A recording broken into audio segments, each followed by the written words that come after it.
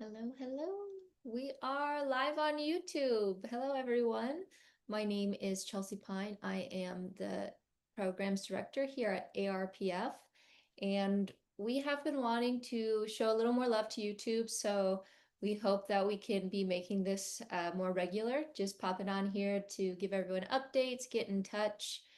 Today, I wanted to check in and share some cool news.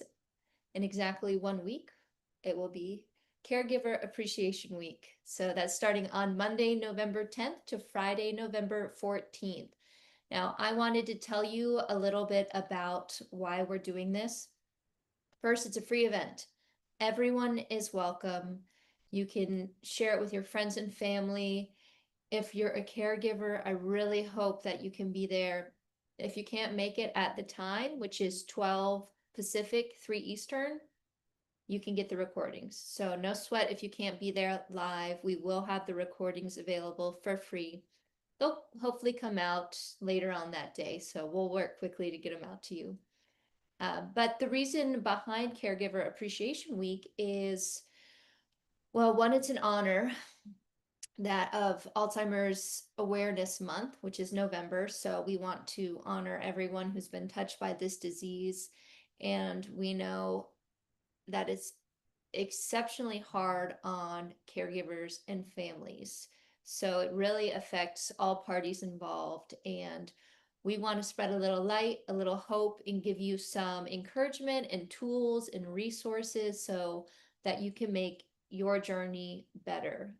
Because caregiving is very stressful and it can disrupt a lot of things in your life. It can be unexpected. But we also want to remind people it can be filled with profound moments of connection and love, and it can be a really beautiful thing. And so we want to help support you in these ways. So that's sort of the idea behind Caregiver Appreciation Week. Caregivers do not get enough breaks. A lot of times they're not paid, and it's beyond the stress. It can be very isolating.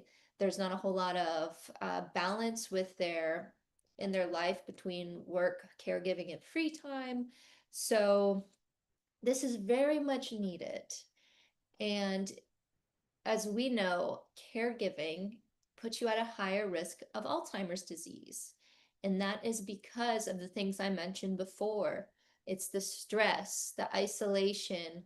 You're not really taking care of yourself the way you need to because you're so committed to taking care of someone else. So I really encourage everyone to come out and join us. It's going to be super insightful, but let me tell you a little bit about what you can expect. So it's 5 days, and every day we're going to meet for 1 hour. And again, that's at 12 Pacific, 3 Eastern. And we're going to have a different speaker every day. So they'll do a presentation on their topic, and then we'll open up the floor for Q&A. So if you have questions, we're going to do our best to get to them all. But on Monday, we have Dr. Glenna Brewster, who will be presenting sleep as self-care. So she's going to talk about why sleep is so important. And I'm sure we have all felt what sleep deprivation does to us, but she's going to give you some tools, uh, like immediate strategies that you can start improving your sleep that night. So it's going to be really nice to have better sleep habits. It's going to help you personally. It's going to help the person you care for because you're going to be more rested, in a better mood, thinking more clearly. And adequate sleep is a good way to help prevent or slow down cognitive decline. So you definitely want your sleep. It's so important. The next day, we're going to be talking about how to stay healthy as a caregiver. That's with Dr. Sherry McAllister. And she's going to be touching on the physical, emotional, mental aspects because it is so draining. Caregiving is draining. It seems very simple in that regard, but she is going to really take you through practical strategies and experiences that she's had and with her patients and sort of highlight caregiver well-being. So really, how do you get the most out of caregiving, and how can you make it work for you in a way, and how can you, you know, build your resilience essentially, and that will benefit other parts of your life as well. Day three, we're going to have Dr. Dale Atkins, who is going to be talking about supporting caregiver sorrow. Uh, this is huge, you know, the emotional toll, finding that inner balance for your well-being, creating stability in your life, especially when so many things are going on that you don't have control over. So it can help you um, regain some control. It can help you, whether if that's just emotional control, but can help you feel better about knowing we're all going through this in some form, but how can we um, really enhance ourselves so that we can better cope with caregiving? How do we deal with these emotions of sorrow and sadness and burden and worry? So it's going to be very important for our emotional health, which is a huge factor of caregiving. That's day three. Day four, we are going to have Julia Yarbo present for us, and she is speaking on how to prepare now for the costs and realities of family caregiving. So it's essentially, people aren't, unless you're in the caregiving field, you're not really aware of all of the things, of all the documents and the connections, all the research you have to do to ensure that your loved ones or that even you yourself are set up so that it's not as big as a burden, or you don't have to rely on your children or family.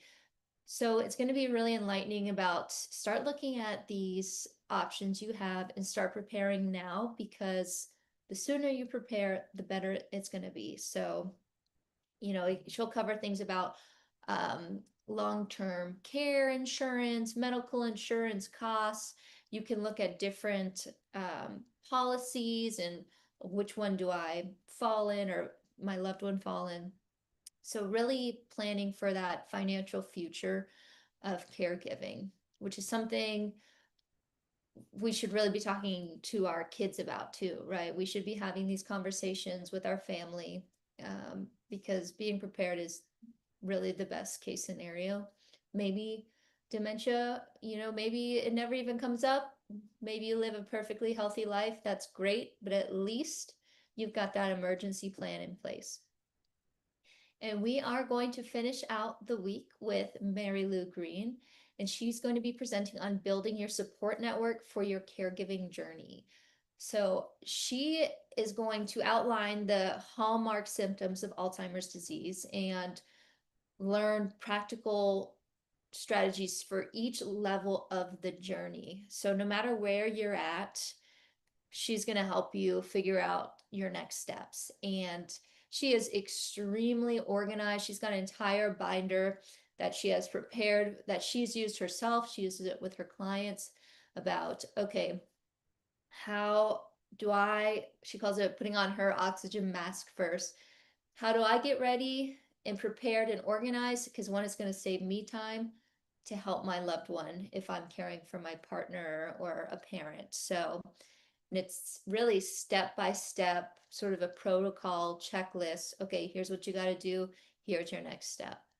So, in a lot of these sessions, we're going to be having resources that you can download, print out, keep with you.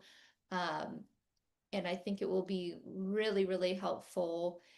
Even if this may not directly apply to you, I'm sure family members will really benefit from having this knowledge. I think one of our speakers was talking about the care for her mother cost $5,800 a month for her to be at a special care unit. So I don't think most people are prepared to pay that much a month. So this is why it's so important to be thinking ahead and finding out other resources available, because there are options and there are amazing ways to get support. to be in a community and to talk with others and be uplifted and find what works best for me. Because caregiving can be very daunting and scary, and you can feel helpless, but you don't have to. And we want to help you start getting organized and learning about the journey, what to expect. Of course, it's always different for everyone, but um, you know, what are some actionable steps you can take to have a smoother journey and to really be able to find those good moments and hold on to them. So, I feel like I've talked a lot. Uh, I really hope that you all will join us next week. It's going to be so amazing. I want to thank all of our speakers who have dedicated their time to this and to our community. So grateful. And I mean, it is so needed right now. People really need to come together and feel supported, and we're all in this together. So I want to thank all of our speakers for taking the time and energy and sharing with our community. They're incredible. I will post the link so you can check them out and register. Again, send the link to your family and friends. It's free for everyone, no strings attached. Just join us and have a good time. And I hope to see you there, and we'll stay connected.